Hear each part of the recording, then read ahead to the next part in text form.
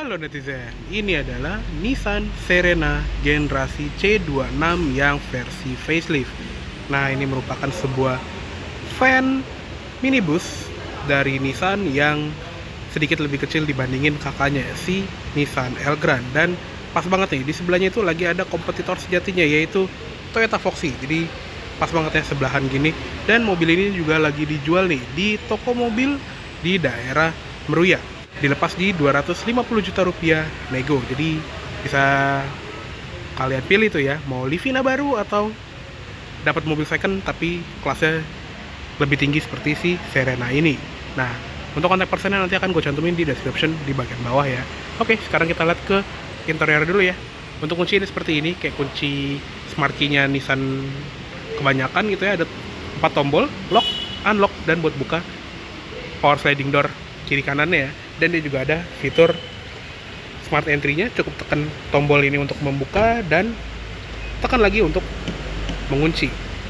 Praktis banget. Lanjut ke interior.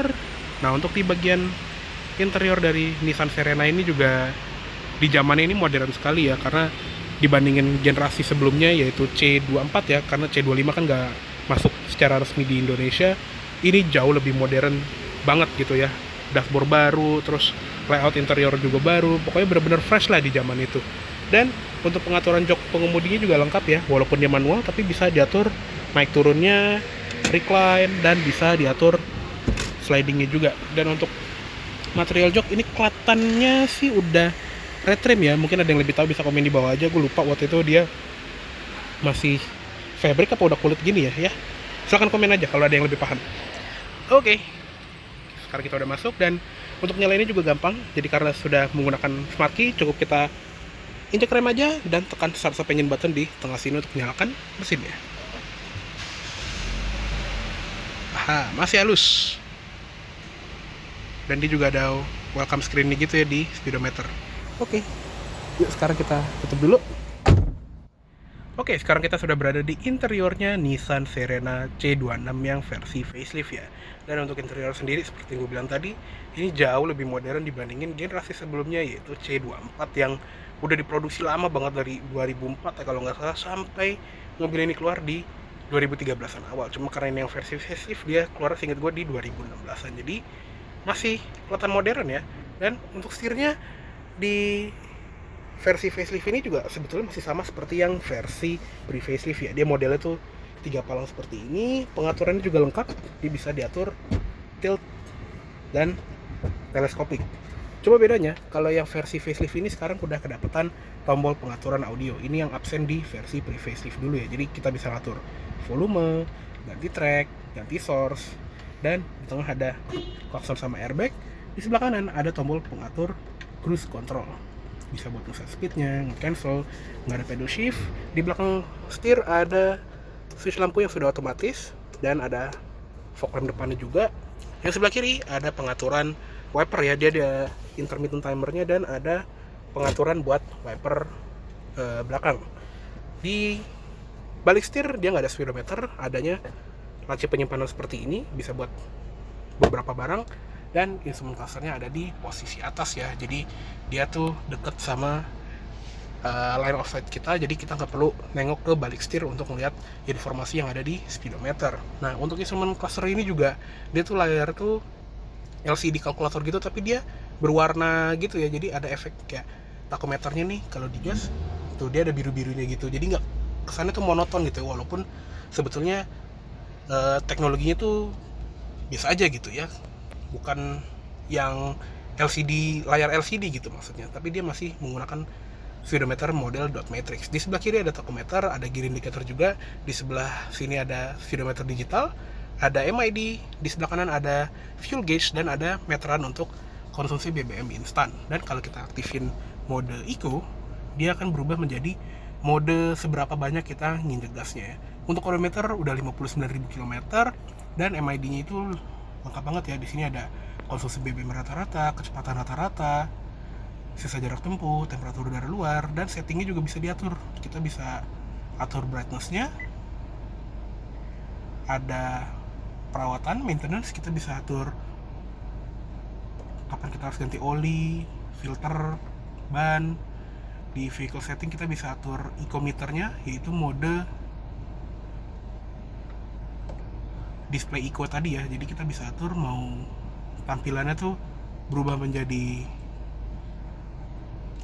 model bukaan gas atau tetap di mode display konsumsi BBM instan seperti ini ya. Jadi bisa diatur, dan kita aturnya dari tombol-tombol yang ada di sini. Ada tempat tombol buat ngatur MID-nya. Di sebelah kanan ada pelipatan spion, pengaturan spionnya juga lengkap. Untuk ventilasi AC di sini bisa dibuka tutup, dan di bagian bawah ada tombol untuk membuka pintu geser kanan kirinya dan untuk mengaktifkan mode eco-nya tadi. Di sebelah sini itu ada tempat penyimpanan kecil, mungkin buat taruh kunci atau apapun gitu. Ada laci penyimpanan juga. Di bagian bawah ada tuas pembuka kap mesin dan tuas pembuka tangki. Untuk pedal gas dia masih model gantung, dan untuk parking brake-nya dia masih diinjak seperti ini ya. Dan ada footrest juga buat taruh kaki kiri. Sama di bagian sini juga ada tombol untuk menonaktifkan power sliding door-nya, misalnya ada anak kecil atau lansia gitu ya, kita nggak mau mereka kejepit, tinggal matiin aja. Jadi dia berfungsi sebagai pintu geser biasa. Lanjut ke bagian door trim. Ini dia plastik keras, tapi untuk di bagian sini tuh dia ada panel empuknya yang entah ini aslinya fabric terus diganti kulit atau emang bawaan udah kulit. Mungkin ada yang lebih paham, bisa komen di bawah aja. Door handle chrome, ada tombol central locking, window lock, dan kacanya auto up down di sisi pengemudi. Di bagian bawah ada door pocket sama cup holder, dan ada speaker juga di sini. Untuk tweeternya dia ada di pojokan dashboard sebelah sana. Seal plate dia polos ya. Lanjut ke atas, di bagian pilar sini juga ada kayak dua pilar gini ya, karena di bagian sini tuh ada kaca untuk mengurangi blind spot di daerah sini. Untuk di bagian atas ada sun visor pengemudi yang ada cerminnya, ada card holder juga. Di tengah ada lampu kabin, ada 3, dan yang kanan kiri itu bisa berfungsi sebagai lampu baca. Spion tengah dia manual dimming. Sun visor kiri juga sama, ada cermin dan ada tempat apa ini? Mungkin ada yang tahu ini buat apa? Komen di bawah aja. Tapi dia nggak ada card holdernya. Ada grab handle, seatbelt bisa diatur naik turun, dan headrestnya pun juga bisa diatur naik turun. Dan di jok depan ini juga dia ada armrestnya, baik di penumpang depan ataupun di jok pengemudi. Lanjut ke bagian tengah, di dashboard ini juga ada 2 buah ventilasi AC, ada tombol hazard, dan untuk head unitnya juga ini sedikit lebih baru dibandingin model yang pre-facelift ya. Jadi head unit ini kelihatannya juga masih kayak Android base gitu, sudah touchscreen, dan dia ada input CD, radio, terus bisa USB, dan ada navigasi juga, cuman nggak ada SD card-nya ini ya. Terus di bagian sini ada tombol on off, sudah ada kamera mundur juga dengan guidelines, tapi dia fix ya guideline-nya, nggak ikut setir yang belok gitu. Terus bisa muat iPod juga, dan ada aux juga. Lanjut ke bagian bawah, AC masih sama seperti yang pre-facelift, dia sudah menggunakan single zone automatic climate control. Jadi tinggal pencet auto aja, nanti dia akan menyesuaikan fan speed tergantung temperatur yang kita pilih ya. Paling dingin tuh 18 derajat, dan paling panasnya itu di 32 derajat. Jadi ini udah ada heaternya belum? Kita coba ya. Di arah AC juga lengkap, bisa ke muka, ke kaki, ke kaca depan. Dia ada heaternya, dia anget. Jadi walaupun tulisannya bukan high, dia tetap ada pemanasnya. Jadi pas banget buat kalian yang tinggal di daerah dingin ya. Untuk fan speed di sebelah kiri, temperatur di sebelah kanan, ada sirkulasi udara, defogger depan, defogger belakang, tadi buat arah AC, on off AC di sini, mode AC, dan auto climate. Di sebelah kiri untuk buat AC belakang ya, double blowernya itu mau dinyalain atau dimatiin. Di bagian bawah panel AC ini juga ada tempat penyimpanan kecil yang ada ambient light-nya kalau kita nyalain lampu senja ya. Dan untuk tuas transmisi dia seperti ini, dia menggunakan transmisi Xtronic CVT khas Nissan ya. Ada mode drive, ada mode low gear juga, dan kalau kita masukin ke mode drive terus ada tombol di sini kita tekan, dia akan masuk ke mode sport ya. Jadi transmisinya itu akan lebih responsif lagi. Di bagian bawah ada tempat penyimpanan gini, bisa dijadiin 2 buah cup holder. Yang ini ada peringatan bahasa Jepangnya begini, walaupun di CKD ya. Terus di bagian sini ada power outlet 12 volt. Terus di bagian bawah lagi ada laci kecil, dan ini kayak ada tombol-tombol kosong gitu ya. Di tengah ini nggak ada center konsolnya, tapi bukan berarti dia nggak ada center konsolnya. Jadi yang gue maksud adalah di bagian sini itu jok tengahnya ini tuh bisa diatur gitu ya, mau dimajuin atau dimundurin. Jadi ada tuas di sini, itu bisa kita tarik dan kita bisa jadiin ini sebagai kayak konsol box gitu ya, karena di bagian sini tuh ada tempat penyimpanan tertutup. Di sini juga kita bisa naruh handphone gitu ya, dan ada cup holder di belakang sini. Jadi kalau kita mau jadiin konsol bisa, atau kita dorong ke belakang dan ini kita naikin, dia bisa jadi jok untuk penumpang tengah. Praktis banget. Di sebelah kiri dia ada 3 buah tempat penyimpanan ya, 2 buah glove box. Jadi satu di atas, satu di bawah gini. Walaupun di bagian bawahnya belum soft opening, dan ada satu lagi tempat penyimpanan yang gede banget di sini. Untuk airbag juga udah ada di dashboard penumpang depan. Oke, kayak cukup segitu aja untuk di bagian kabin depan dari si Nissan Serena C26 facelift ini. Yuk sekarang kita lihat ke kabin tengah. Oke, sekarang kita lihat ke kabin tengahnya dari si Nissan Serena ini ya. Nah, untuk membuka pintu belakang ini ada 2 cara ya. Pertama, tarik door handle-nya ini atau tekan tombol yang ada di depannya. Jadi berguna banget, mau tarik mau pencet itu bisa ya. Oke, sekarang kita masuk dulu dan penutupnya juga gampang, tinggal dorong tuasnya aja. Nah, ini adalah posisi di belakang, posisi berkendara gue ya. Tinggi gue 170 cm, dan di sini tuh masih ada banyak banget ya, mungkin hampir sejengkal. Dan ini juga bisa diatur, misalnya di penumpang belakang itu ada orang dewasa, kita bisa majuin atau kita bisa mundurin sampai ini kelihatan udah mentok ya. Nah, seperti ini. Jadi benar-benar fleksibel. Nah, di belakang jok depan ini juga ada meja kecil buat tablet gitu ya, atau makanan ringan. Ada 2 buah cup holdernya juga. Untuk lipatnya juga gampang. Nggak cuma di kanan, di kiri pun juga ada. Sama persis di bagian bawah sini itu juga ada seat back pocket. Dan untuk di bagian jok ya, tadi ya seperti gue bilang, dia ini joknya tuh unik banget karena dia punya center console yang bisa diatur maju mundur ya, dan itu ada armrestnya juga. Jadi kalau misalnya mau penumpang depan penumpang tengah ini ada armrestnya itu bisa, atau sama seperti kalau lagi di mode jok depan, ini bisa dijadiin tempat penyimpanan terbuka atau tempat penyimpanan tertutup dengan cup holder. Dan tadi ya, dia bisa diatur maju mundurnya dengan tuas yang ada di depan sini, atau di belakang sini juga ada tuasnya. Bisa kita dorong ke depan atau kita tarik ke belakang. Jadi benar-benar fleksibel banget. Dan kalau di tengah ini nggak ada joknya ya, kita bisa atur. Di sini tuh ada tuas, atau singkat gue di sebelah kiri deh. Jadi ada tuas. Nah, ini tuh bisa digeser kanan kiri gini nih. Jadi bisa lebih dempet sama jok yang ada di sebelah kanan. Tuh. Bisa dempetin gini. Jadi kalau ada suami istri gitu ya, mau duduk dempetan, itu bisa banget. Unik ya, bener-bener fleksibel. Dan jok ini juga bisa diatur maju mundurnya. Di bagian headrest ini bisa diatur naik turunnya. Ada gantungan ini mungkin buat ngelipat jok belakangnya. Dan yang uniknya adalah seatbelt di baris kedua ini tuh bisa diatur ketinggiannya juga. Jadi nggak cuman seatbelt depannya doang, tapi yang unik, yang bisa diatur sebelah kiri doang. Di kanan itu nggak bisa. Jadi yang kanan fix, yang sebelah kiri adjustable. Unik ya. Di bagian atas ada grab handle, ada ventilasi AC, dan ada lampu juga buat lampu baca.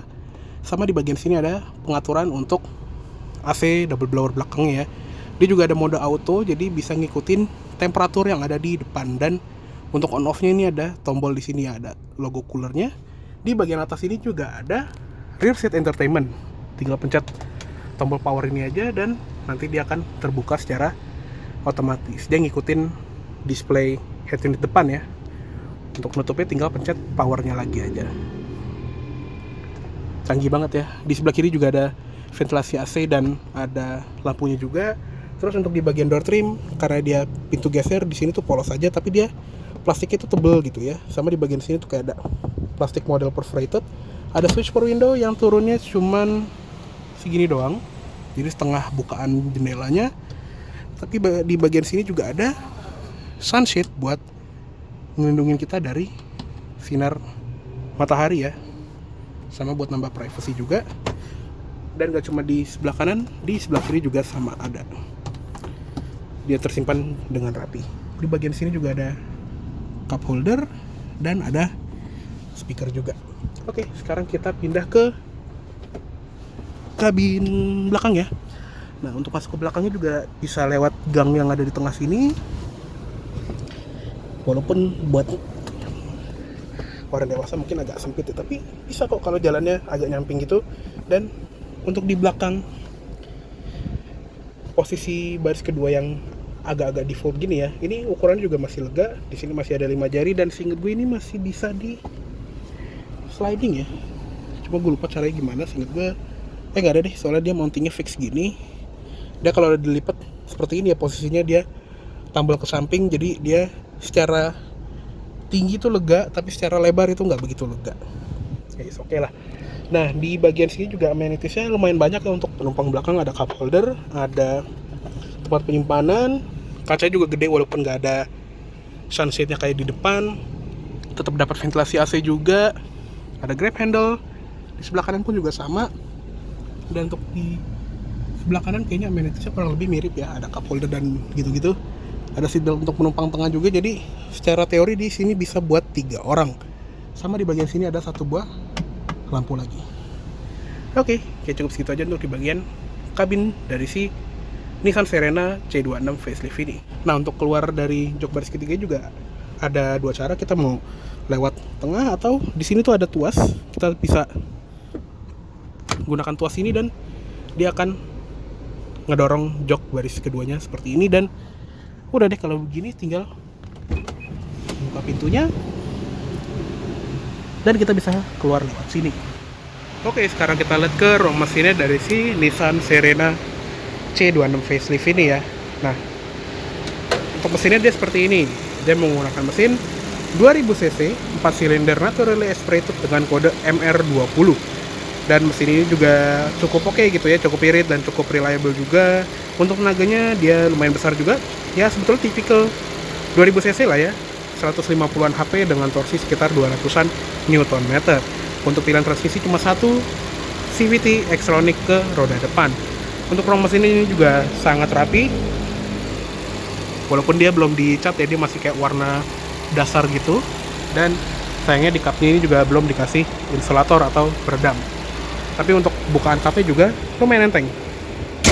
Oke, untuk tampilan eksterior dari Nissan Serena C26 yang facelift ini juga jauh lebih atraktif ya. Kalau yang pre-facelift kan sebetulnya masih agak roti tawar gitu ya, masih terlalu kotak. Tapi untuk yang versi facelift ini, terutama yang versi HW Start seperti ini atau yang di atasnya, yang versi Autek, itu jauh lebih menarik ya, karena bumpernya tuh nggak polos banget. Dia ada kayak semacam tajam-tajamnya di depan gitu, jadi kayak apa ya, canards atau spoiler gitulah. Jadi nggak polos-polos banget. Dan di bagian grillnya juga jadi lebih atraktif gitu ya. Bagian V-motion grillnya itu jadi lebih kelihatan, apalagi yang versi Autek itu bilanya seingat gue tuh lebih tebel gitu ya dibandingin versi HWS yang ini. Nah, untuk lampunya juga jadi lebih canggih ya, walaupun kelihatannya masih mirip tapi dia beda. Sennya tetap halogen emang, tapi di bagian sini ada lampu senja LED gitu yang cakep banget, mirip seperti di Grand Livina yang L11 juga.